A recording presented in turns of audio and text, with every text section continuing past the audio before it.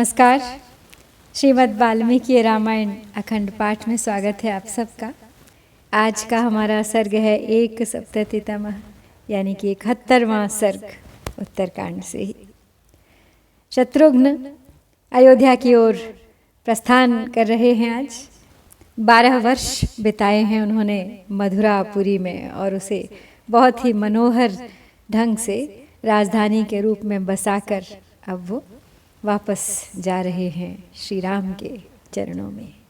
लौटते समय पुनः एक बार शत्रुघ्न करते हैं वाल्मीकि आश्रम पर विश्राम, और वहाँ उनके कानों में पड़ता है उन्हें आश्चर्यचकित कर देने वाला रामचरित्र का सुंदर सुमधुर गान। तो चलिए प्रारंभ करते हैं आज का पाठ। ततो 12 वर्षे शत्रुघ्नो रामपालिताम् अयोध्यां चकमे गन्तुमल्पभृत्य बलानुगः। ततो मन्त्री पुरोगांश्च बलमुख्यान् निवर्त्य च जगाम हयमुखेन रथानां च शतेन सह। स गत्वा गणितान् वासान् सप्ताष्टौ रघुनन्दनः वाल्मीकाश्रममागत्य वासं चक्रे महायशाः। सोऽभिवाद्य ततः पादौ वाल्मीके पुरुषर्षभः पाद्यमर्घ्यं तथातिथ्यं जग्राह मुनिः स्ततः। तो 12वें वर्ष में थोड़े से सेवकों और सैनिकों को साथ ले शत्रुघ्न ने श्री राम पालित अयोध्या को जाने का विचार किया। अतः अपने मुख्य मंत्रियों तथा सेनापतियों को लौटाकर पुरी की रक्षा के लिए वहीं छोड़कर वे अच्छे घोड़े वाले 100 रथ साथ ले अयोध्या की ओर चल पड़े। महायशस्वी रघुकुल नंदन शत्रुघ्न यात्रा करने के पश्चात मार्ग में 7-8 परिगणित स्थानों पर पड़ाव डालते हुए वाल्मीकि मुनि के आश्रम पर जा पहुँचे और रात में वहीं ठहरे। उन पुरुष प्रवर रघुवीर ने वाल्मीकि जी के चरणों में प्रणाम करके उनके हाथ से पाद्य और अर्घ्य आदि आतिथ्य सत्कार की सामग्री ग्रहण की। बहुरूपाः सुमधुराः कथास्तत्र सहस्रशः कथयामास स मुनिः शत्रुघ्नाय महात्मने। उवाच च मुनिर्वाक्यं लवणस्य वधाश्रितं सुदुष्करं कृतं कर्म लवणं निघ्नता त्वया। बहवः पार्थिवाः सौम्य हताः सबलवाहनाः लवणेन महाबाहो युध्यमाना महाबलाः। स त्वया निहतः पापो लीलया पुरुषर्षभ जगतश्च भयं तत्र प्रशान्तं तव तेजसा। रावणस्य वधो घोरो यत्नेन महता कृताः इदं च सुमहत्कर्म त्वया कृतमयत्नतः। अब महर्षि वाल्मीकि के आश्रम में शत्रुघ्न रुके हैं और वाल्मीकि जी ने भी महात्मा शत्रुघ्न को सुनाने के लिए भांति भांति की सहस्रों सुमधुर कथाएं कही हैं। फिर वे लवण वध के विषय में बात करने लगे। शत्रुघ्न से बोले, वाल्मीकि के लवणासुर को मार के तुमने अत्यंत दुष्कर कर्म किया है।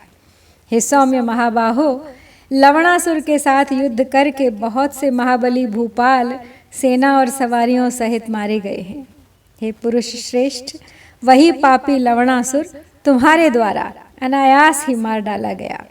उसके कारण जगत में जो भय छा गया था, अब वह तुम्हारे तेज से शांत हो गया। रावण का घोर वध महान प्रयत्न से किया गया था, परंतु यह महान कर्म तुमने बिना यत्न के ही सिद्ध कर दिया। प्रीतिश्चास्मिन् पराजाता देवानां लवणे हते भूतानां चैव सर्वेषां जगतश्च प्रियं कृतं तच्च युद्धं मया दृष्टं यथावत् पुरुषर्षभ सभायां वासवस्याथ उपविष्टेन राघव ममापि परमा प्रीतिर्हृदि शत्रुघ्न वर्तते उपाघ्रास्यामि ते मूर्ध्नि स्नेहस्यैषा परा गतिः इत्युक्त्वा मूर्ध्नि शत्रुघ्नम् उपाघ्राय महामतिः आतिथ्यम् अकरोत् तस्य ये च तस्य पदानुगाः स भुक्तवान् नरश्रेष्ठो गीतमाधुर्यमोत्तमम् शुश्राव रामचरितं तस्मिन् काले यथा क्रमम्। वाल्मीकि आगे कहते हैं शत्रुघ्न से कि लवणासुर के मारे जाने से देवताओं को बड़ी प्रसन्नता हुई है। तुमने समस्त प्राणियों और सारे जगत का प्रिय कार्य किया है। नरश्रेष्ठ, मैं इंद्र की सभा में बैठा था जब वह विमानाकार सभा युद्ध देखने के लिए आई, तब वहीं बैठे बैठे मैंने भी तुम्हारे और लवण के युद्ध को भली भांति देखा था। शत्रुघ्न, मेरे हृदय में भी तुम्हारे लिए बड़ा प्रेम है, अतः मैं तुम्हारा मस्तक सूंघूंगा। यही स्नेह की पराकाष्ठा है। ऐसा कहकर परम बुद्धिमान वाल्मीकि ने शत्रुघ्न का मस्तक सूंघा और उनका तथा उनके साथियों का आतिथ्य सत्कार किया। नरश्रेष्ठ शत्रुघ्न ने भोजन किया और उस समय श्री रामचंद्र जी के चरित्र का क्रमशः वर्णन सुना, जो गीत की मधुरता के कारण बड़ा ही प्रिय एवं उत्तम जान पड़ता। तंत्रीलय समायुक्तं त्रिस्थानकरणान्वितं संस्कृतं लक्षणोपेतं समतालसमन्वितं शुश्राव रामचरितं तस्मिन् काले पुरा कृतं तान्यक्षराणि सत्यानि यथा वृत्तानि पूर्वशः श्रुत्वा पुरुषशार्दूलो विसंज्ञो बाष्पलोचनः स मुहूर्तमिवासंज्ञो विनिश्वस्य मुहुर्मुहुः तस्मिन् गीते यथावृत्तं वर्तमानमिवाशृणो पदानुगाश्च ये राज्ञस्तां श्रुत्वा गीते संपदम् अवाङ्मुखाश्च दीनाश्च ह्याश्चर्यमिति चाब्रुवन् परस्परं च ये तत्र सैनिकाः सम्बभाषिरे किमिदं क्व च वर्तामः किमेतत् स्वप्नदर्शनम् अर्थो यो नः पुरा दृष्टस्तमाश्रमपदे पुनः। तो शत्रुघ्न ने उस वेला में जो रामचरित सुना वो पहले से ही काव्यबद्ध कर लिया गया था। वह काव्यगान वीणा की लय के साथ हो रहा था। हृदय, कंठ और मूर्धा इन तीन स्थानों में मंद्र, मध्यम और तार स्वर के भेद से उच्चारित हो रहा था। संस्कृत भाषा में निर्मित होकर व्याकरण, छंद, काव्य और संगीत शास्त्र के लक्षणों से संपन्न था और गानोचित ताल के साथ गाया गया था। उस काव्य के सभी अक्षर एवं वाक्य सच्ची घटना का प्रतिपादन करते थे और पहले जो वृत्तांत घटित हो चुके थे उनका यथार्थ परिचय दे रहे थे।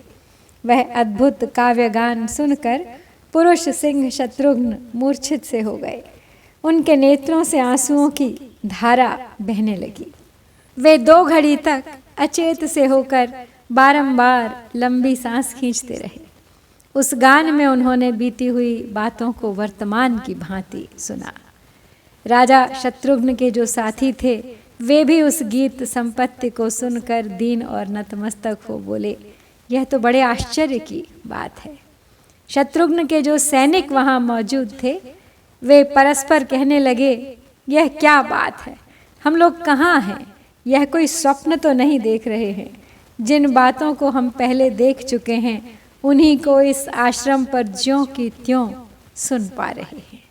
शृणुमः किमिदं स्वप्ने गीतबन्धनमुत्तमं विस्मयं ते परं गत्वा शत्रुघ्नमिदम् अब्रुवन्। साधु पृच्छ नर श्रेष्ठ वाल्मीकिं मुनिपुङ्गवं शत्रुघ्नस्त्वब्रवीत् सर्वान् कौतूहलसमन्वितान्। सैनिकान् क्षमोऽस्माकं परिप्रष्टुमिहेदृशः। आश्चर्याणि बहूनिह भवन्त्यस्याश्रमे मुने। न तु कौतूहलाद् युक्तमन्वेष्टुं तं महामुनिम्। एवं तद्वाक्यमुक्त्वा तु सैनिकान् रघुनन्दनः अभिवाद्य महर्षिं तं स्वं निवेशं ययौ तदा। तो सबको बहुत विस्मय हो रहा है उस रामचरित्र को सुनकर। कहते हैं, क्या इस उत्तम गीत बंध को हम लोग स्वप्न में सुन रहे हैं। फिर अत्यंत विस्मय में पढ़कर वे शत्रुघ्न से बोले, नरश्रेष्ठ, आप इस विषय में मुनिवर वाल्मीकि जी से भली भांति पूछिए। तो शत्रुघ्न ने कौतूहल में भरे हुए उन सब सैनिकों से कहा, मुनि के इस आश्रम में ऐसी अनेक आश्चर्यजनक घटनाएं होती रहती हैं, उनके विषय में उनसे कुछ पूछताछ करना हमारे लिए उचित नहीं है। कौतूहलवश महामुनि वाल्मीकि से इन बातों के विषय में जानना या पूछना उचित नहीं होगा। अपने सैनिकों से ऐसा कहकर रघुकुल नंदन शत्रुघ्न महर्षि को प्रणाम करके अपने खेमे में चले गए। तो सभी आश्चर्य कर रहे हैं इतने सुंदर गान को, रामचरित्र को सुनकर। बस गया है वो गान सबके मस्तिष्क में और बस उसी के विषय में सोच रहे हैं सब। और इसके साथ हम समाप्त करते हैं श्री वाल्मीकि निर्मित आर्ष रामायण आदि काव्य के उत्तरकांड में 71वां सर्ग। इत्यार्षे श्रीमद् रामायणे वाल्मीकिये आदि काव्ये उत्तरकांडे 1सप्ततितमः सर्गः। ओम श्री सीतारामचंद्राभ्यां नमः।